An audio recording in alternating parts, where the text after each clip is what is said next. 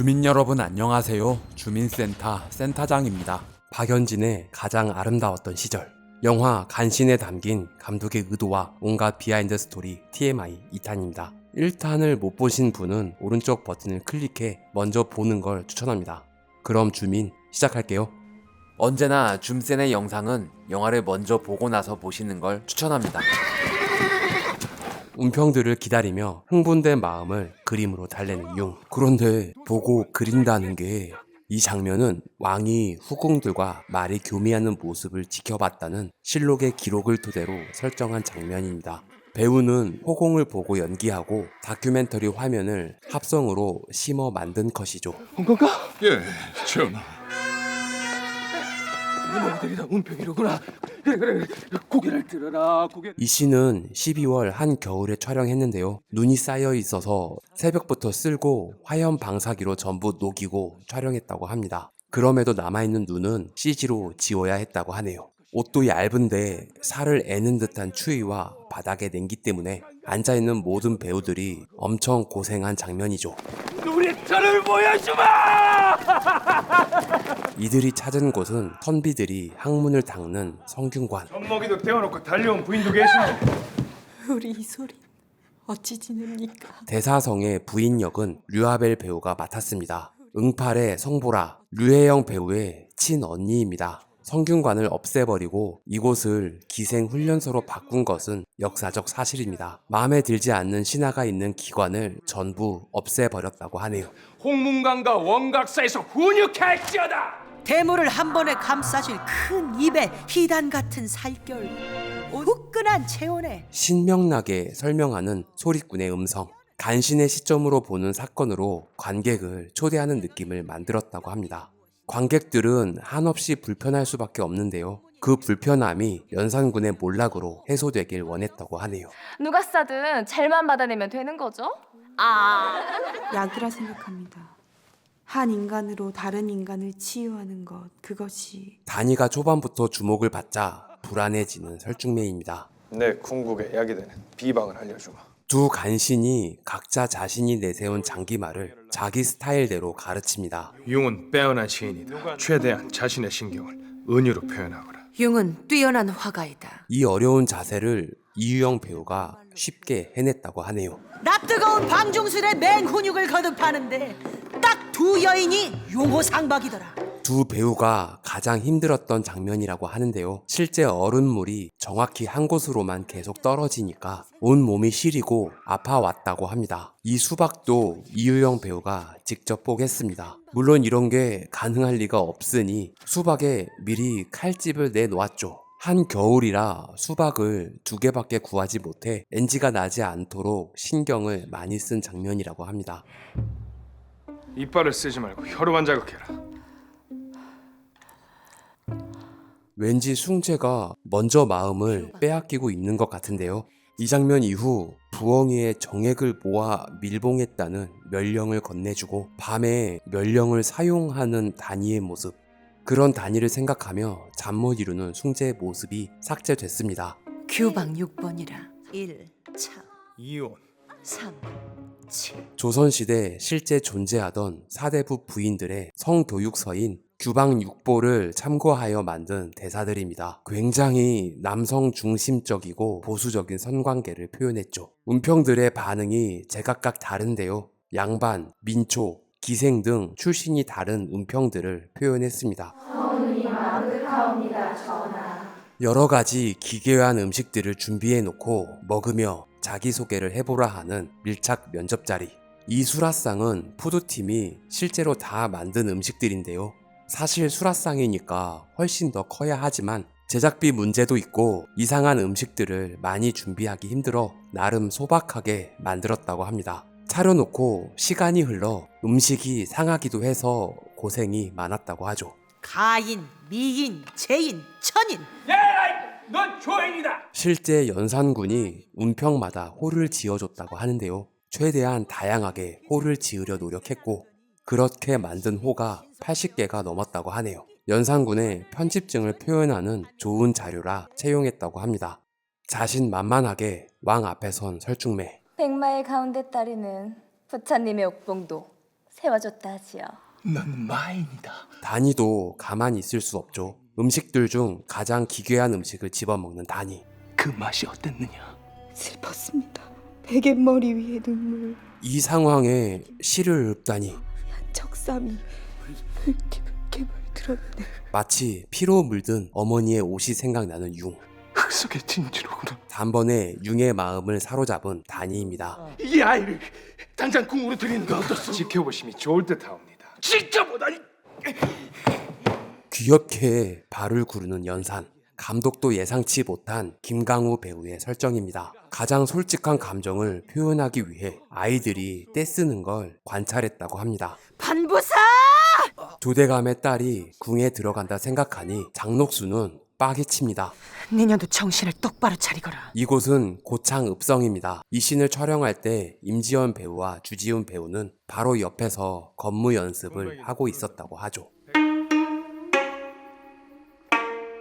이 장면 이후 연습을 마치고 돌아온 다니에게 어느새 일진처럼 무리를 만든 설중매가 시비를 걸고 패버리는 장면이 감독판에 추가됐습니다. 그날따라 소인의 가슴에 큰 파도가 일었는데 다음 날 유독 더 아름다운 다니, 그리고 또다시 나오는 다니의 시그니처 몸짓. 얼어있던 끔찍한 기억이 깨어난 것이다.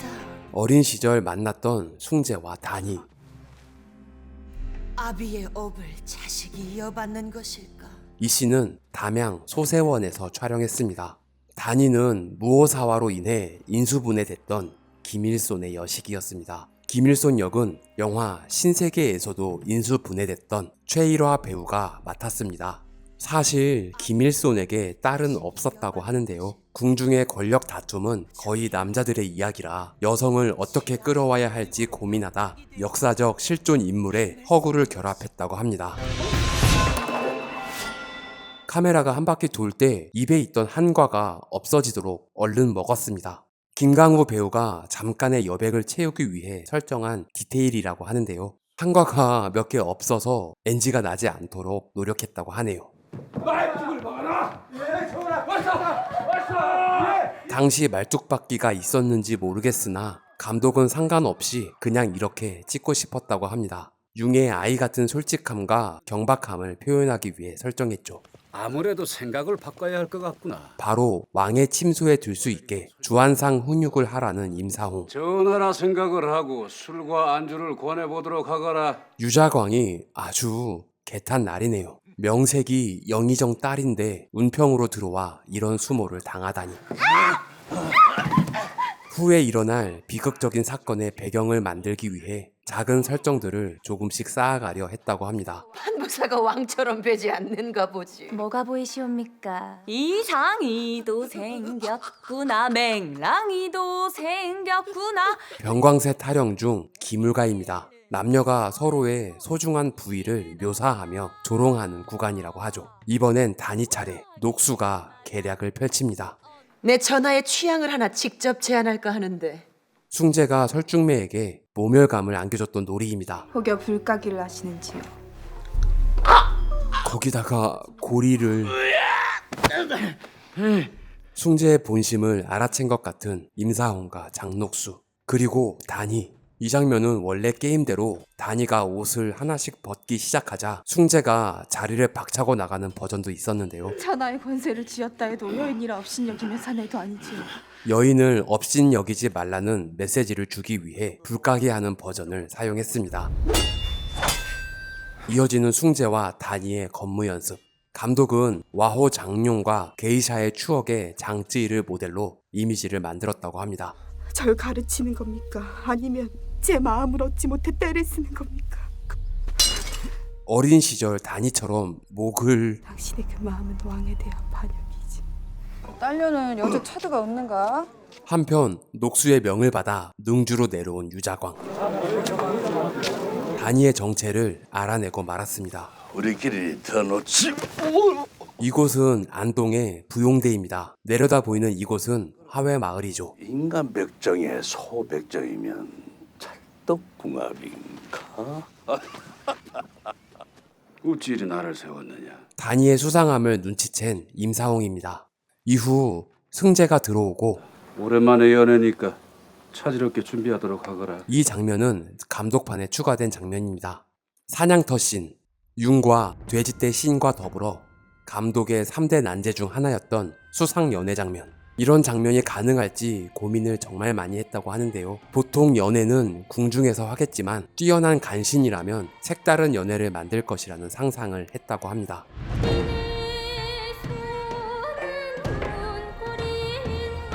자신의 처지를 한탄하는 기생의 노래 자탄가를 부르는 설중매. 음악이 바뀌고 다니의 건무가 시작됩니다. 물이 얼어버릴 정도로 추운 날 이렇게 얇은 옷을 입고 춤을 추니 다들 고생이 이만저만이 아니었다고 합니다. 자세히 보면 가죽 신을 신고 있는데요. 신발을 고증할 수가 없어서 처음엔 맨발로 촬영하다가 발이 부서질 것처럼 추워서 결국 중간에 신발을 신고 촬영했다고 하네요. 춤이 워낙 화려해서 신발로 눈길도 안 가는데 처음부터 신길 걸 후회했다고 합니다. 임사홍이 미리 섭외한 자객 만식이 형.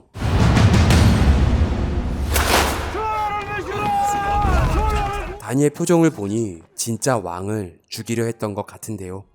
이런 한심한 놈. 제가 아버님처럼 무능한 줄 아십니까? 간신계의 세대 교체. 내가 바로 왕이란 말입니다. 이건 영모입니다. 이곳은 초반에 나왔던 융의 화실입니다. 같은 공간으로 다른 느낌을 표현하기 위해 낮으로 설정하고 조명으로 전혀 다른 분위기를 연출했죠. 이건 영모이어야 합니다. 고작 여인의 투기심 때문에 망쳤다 하면 천하의 하늘 같은 체면이 뭐가 됩니까? 숭재가 선택한 방법은 너무나 위험합니다. 영의정과 대사성 등 반대 세력을 전부 잡아들이자는 숭재의 간언. 혹시 압니까? 그들 중 진범이 있을지. 이런 말도 안 되는 말을 진심으로 믿는 융입니다. 그리고 진짜 진심을 다니에게 보이는 숭재. 김일손이라는 어르신이 계셨다. 너 이 간신배 입에 오를 뿐이 아니야. 너무 추워 임지연 배우 코에서 저절로 콧물이 흘렀다고 하던데요. 대부분 CG로 지웠으나 눈물과 섞여 있는 건 어렵기도 하고 느낌도 좋아서 그대로 사용했다고 합니다. 대역 죄인들의 처자식들이니 능지처참될 것이다. 그리고 이제 융의 충격적인 폭주가 시작됩니다. 영화 간신에 담긴 감독의 의도와 비하인드 스토리 TMI 3탄에서 주민 계속 이어가도록 하겠습니다. 다음 영상을 기대해주세요. 구독과 좋아요는 사랑인 거 아시죠? 종 모양 클릭으로 알림 설정을 하시면 다음 영상 업로드 소식을 바로 알 수 있습니다. 긴 영상 시청해주셔서 감사합니다. 지금까지 센터장이었습니다. 다음 영상도 기대해주세요.